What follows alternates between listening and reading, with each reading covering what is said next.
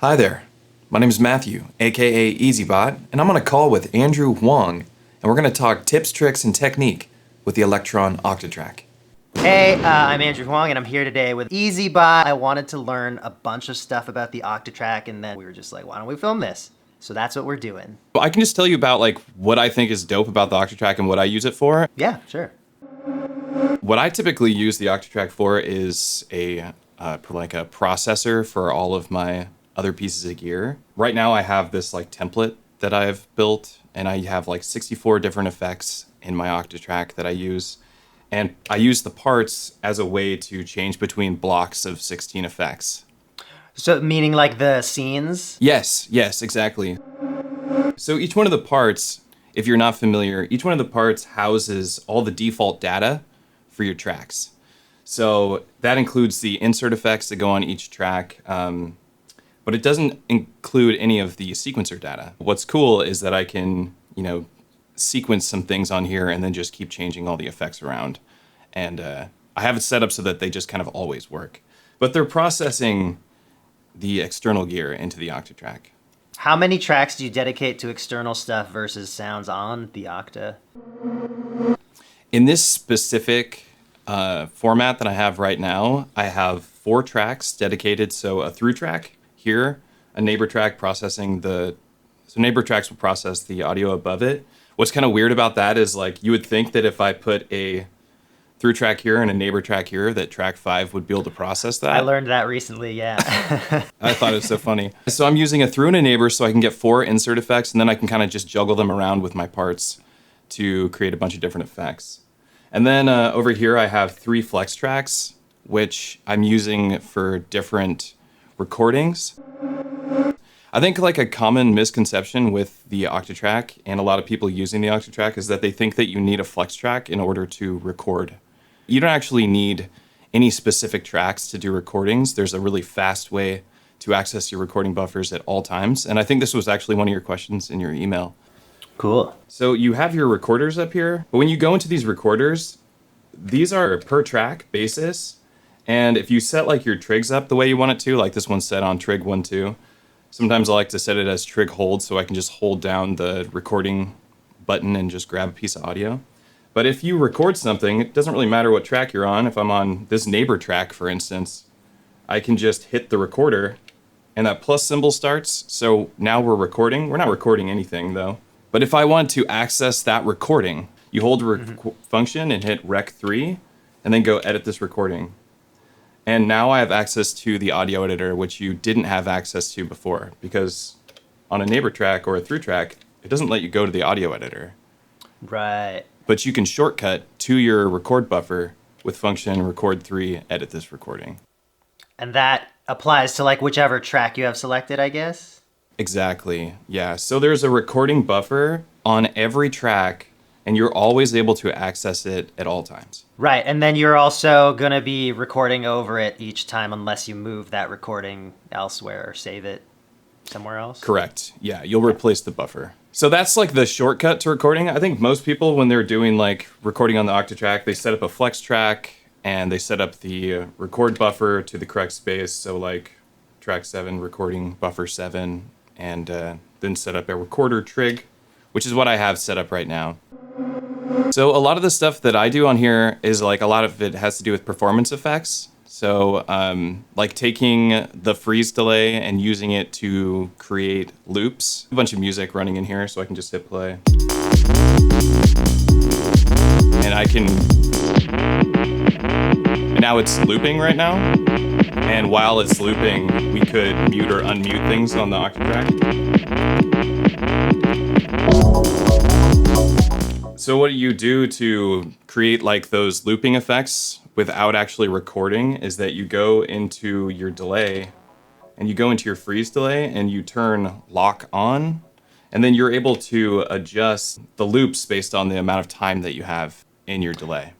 Cool. I recently just discovered the delay control view, which I was playing around with. What you're talking about here, the delay control, is that when you want to build a scene that will create glitchy loops using the delay, you don't want to use the tape delay because it will repitch as it's like adjusting the time. And that sounds, I mean, it can sound cool, but it's mostly unusable. Like I have the send on this freeze delay at 127. That way that when the crossfader hits the end, this is 127 and or 0, depending on which direction I'm starting from.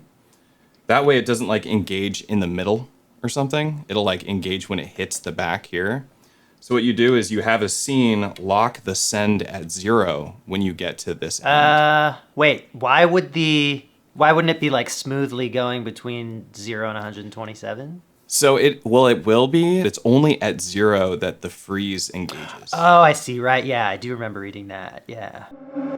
You can just have like different spots on your Octatrack lock in the send at 0, and then just have the default above 0, and it will just freeze at that moment, and then glitch based on the amount of time that you tell it to stay frozen. I've seen you like sweep from scene B back to scene A, and I feel like what I hear happening is not possible on the Octatrack, where I haven't figured it out yet. Because what it sounds like is when you are at A, it's like your normal effect settings. And when you're at B, it's some, fun kind of like jammy thing. And when you go back, it sounds like a delay kind of increases and builds up.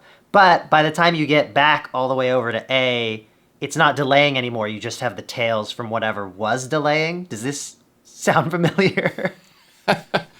I'm trying to think there's 64 effects in here right now, so I always use it in the same way. I'm like, which effect does that? Let's see if this one has that effect.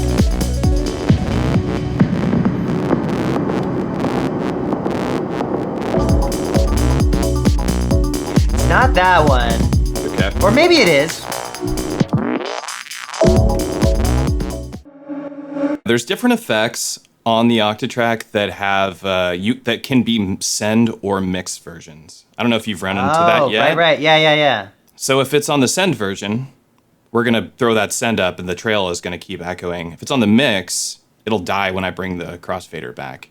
Oh, another thing I'm thinking too is like if you have the delay time being really short on A and really long on B, then as you sweep it back, it would pitch shift up while continuing to ring. Yeah.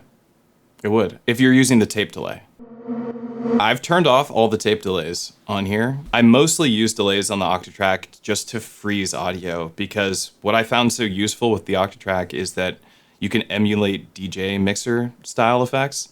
So I would just grab chunks of audio, and then while the crossfader's engaged, you can't hear what I'm doing with these machines. Like you can't hear that I've stopped or moved to a new pattern or any of that stuff. Okay, so when you're resetting your part, that's because you've done some live tweaking on some effects parameters, and then, Yeah, exactly. So I always have scene A muted. That's why it's not lit up here. I think a lot of folks, they usually leave scene 1 just as a blank scene.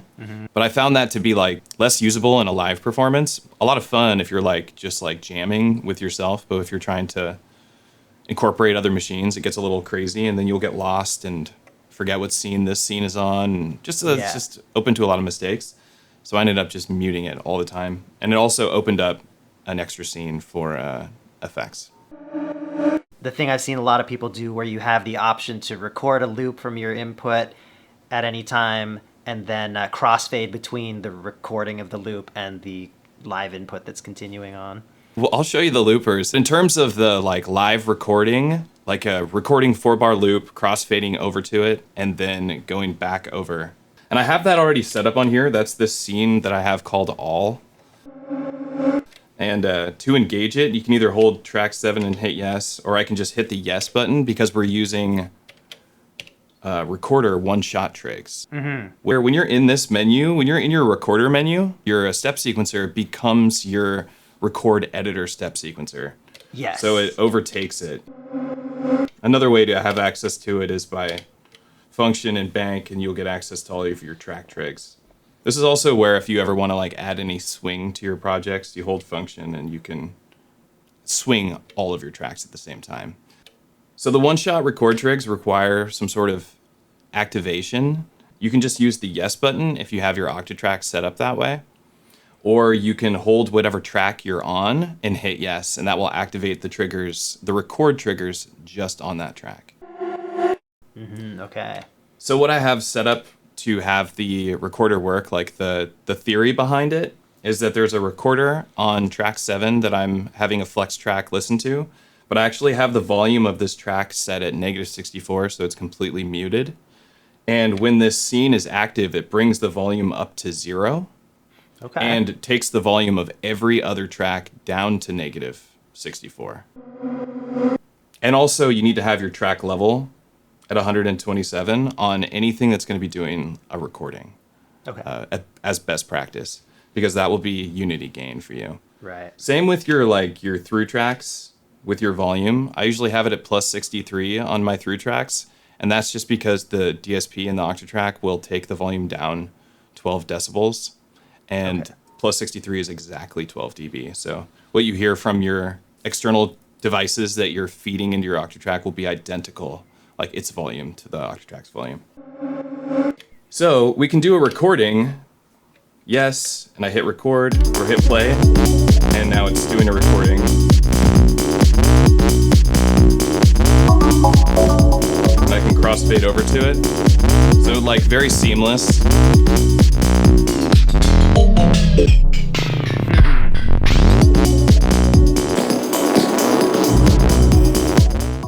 And like in those moments is where you like mute stuff or unmute stuff, but you can also set stuff up so that you can do some live chopping, which I think would be something that you'd probably really enjoy. Oh, yeah.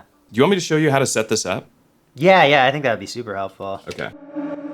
This is like the most useful thing on the Octatrack, I think. I'm gonna turn the track level to 127. I'm gonna turn its amp level all the way to -64. I'm going to change track 7 into a flex track.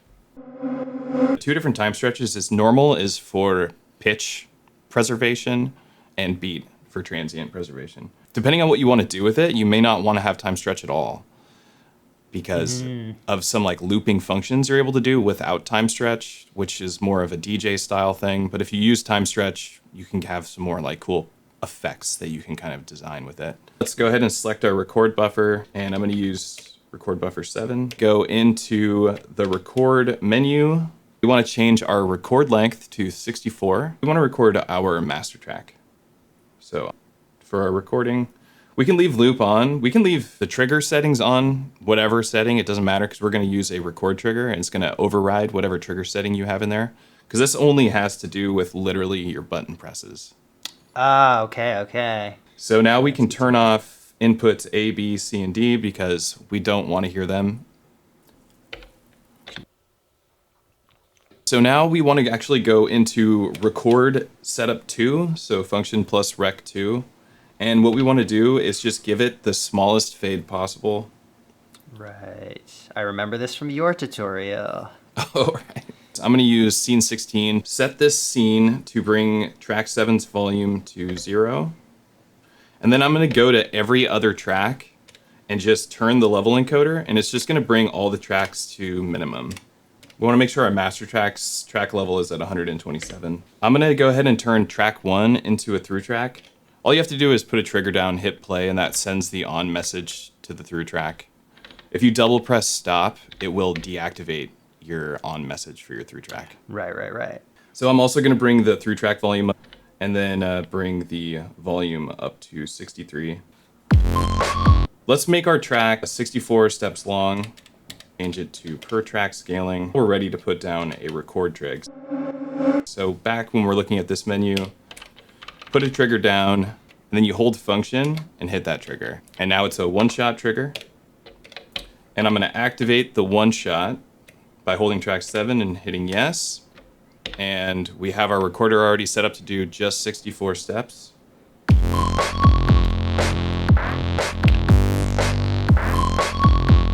I'm going to put down a playback trig. So I crossfaded over just now to the recording. I have the one shot here. Does it disarm after you do a recording? It does. That's why it's good. Okay, I think that's something that I've been missing. All right, let me try this out.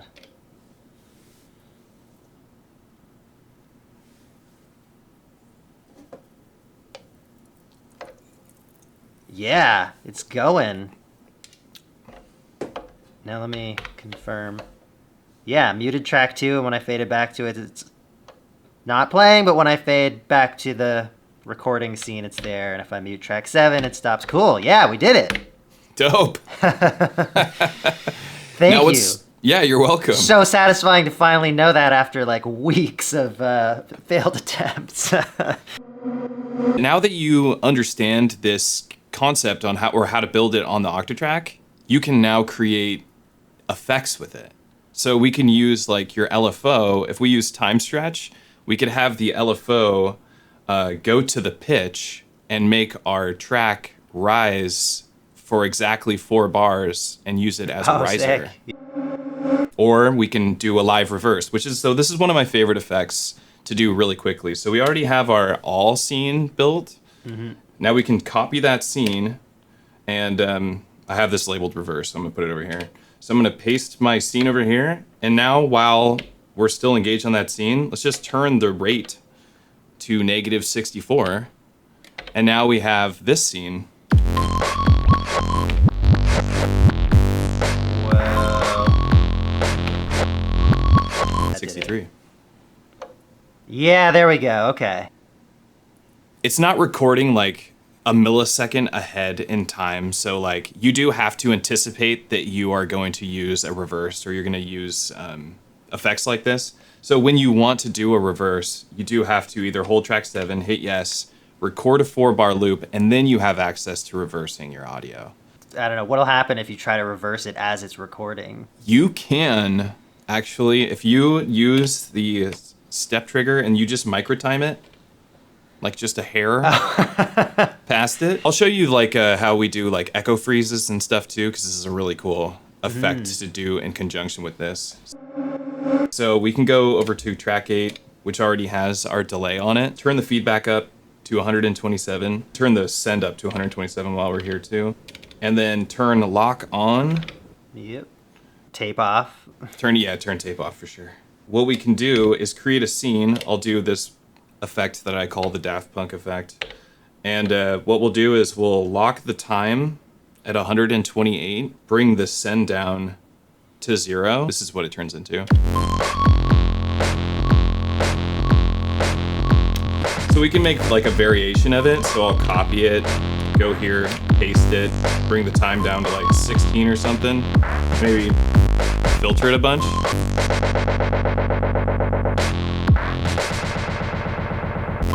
Which is cool if you use it in conjunction with like some other effects, or we can get super weird. We can take like the reverse, copy that, paste it here, bring the send down to 0. There we go. Okay. There it is, yeah. Cool. Figured it out. Nice. I've owned this for 5 years, so like little pieces of all these things are floating around somewhere in here. But yeah, it's just one of those things, right, where it's so complex you miss one step and none of the stuff works. Seriously, I wish that things like flex tracks or the loopers were just, you just put a machine in that's a looper and it was just ready to go. Like right, we it all can kind want of internally configure a few of those things. Yeah, exactly, because we all want to do the transition trick. Good practice, I think, is to play with your sounds live like this. Like we're doing some filtering on my inputs here.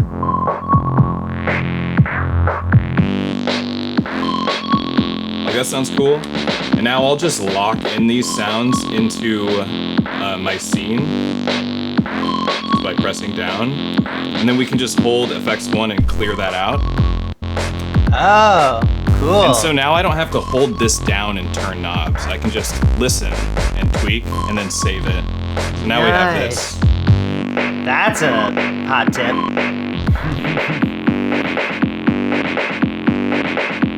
Overdub looper would be cool to go over. I'll throw down a pickup machine on track 5. This gain setting, this is like each pass, add more gain or reduce the gain with each pass. So like you could have it so that your recordings slowly are fading out, Right. or are getting louder. I don't know. Getting louder sounds like a bad idea. This length X1 is X2, X4, all of that. That has to do if you have another pickup machine. Right. I remember reading about that where you can, set up a loop that's twice as long as the previous. Exactly. Yeah. One of those instances where we could actually turn this up and it will let me, audition these sounds on this machine directly through this pickup machine if we wanted. The pickup machines automatically attach themselves to the recording buffer on the track. Uh-huh. So you don't need to do any assignment or anything. But we still want to set up what we wanted to listen to. When it comes to pickup machines, that's when there is a specific order of operations. Cool. That makes so much sense, and I'm finally understanding what's written under the buttons, which is you have the functions, and then you have the pickup functions. So I'm going to have it record the through machine, track 1, which is where my through machine's coming in on. And now I should be able to go.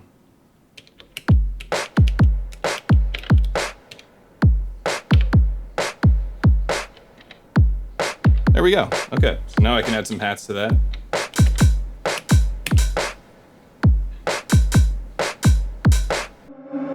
What I'm monitoring is really quiet, but the recording, is that like pre-fader level?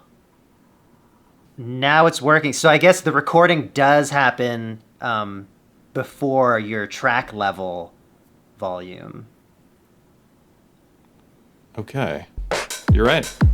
That was louder, right? It's way louder. Yeah.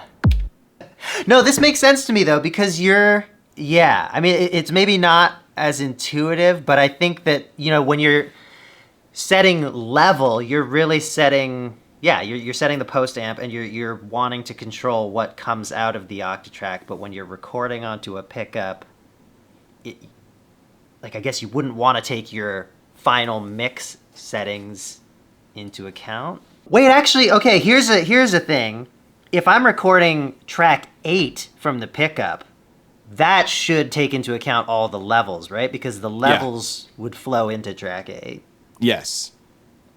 But we don't want to record track 8 because it will hear itself. Turns out, with pickup machines, I guess you have to use your actual amplifier volume, which is so strange that they would have it work that way and not post-track level. Yeah. Why would you do that? I'm glad we figured that out, because that was going to drive me crazy. Yeah, that was I really thought you were wrong. I'm glad that I tested that, because I was like, there's no way he's right about that. That can't be right. Cool. Okay, well, I think that covers the big things that I wanted to talk about. Any housekeeping stuff? Yeah. There is some housekeeping stuff that I like to do. There's a couple of different things. One of them is in my personalized settings. So in personalized settings, you can have your samples saved to the project directory as opposed to your audio directory. Oh. Because if you have if you're these cards, CF cards can be enormous, right? So I don't want to have a single folder that just has rec 10579 as my audio sample. If I have those random names saved in the project directory, it's not such a big deal. And since we have so much space, it's why not? So I always have my audio samples saved to the project directory. Save samples to project directory. Cool. I also disable stop arm is another setting. I like to have that disabled because if I'm say you're doing a recording and you like what you had but you want to stop the audio trail or whatever, so you hit stop because that stops all the audio. Right, but then you've also disarmed. You've rearmed.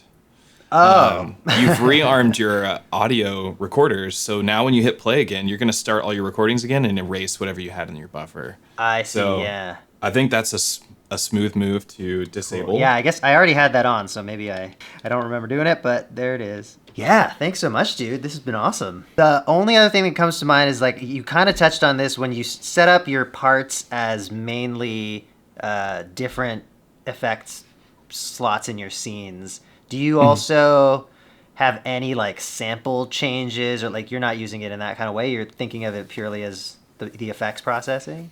I'm thinking of it purely as the effects processing, but you can just have it do sample changes too. Like that wouldn't be a stretch by any means. That'd actually be a lot easier than using the effects, honestly. All right, well, cool, man. This was super helpful. I think you've more than covered what I was hoping to get into. Cool. Yeah, I'm happy to help, dude. Yeah, for Anytime. Sure.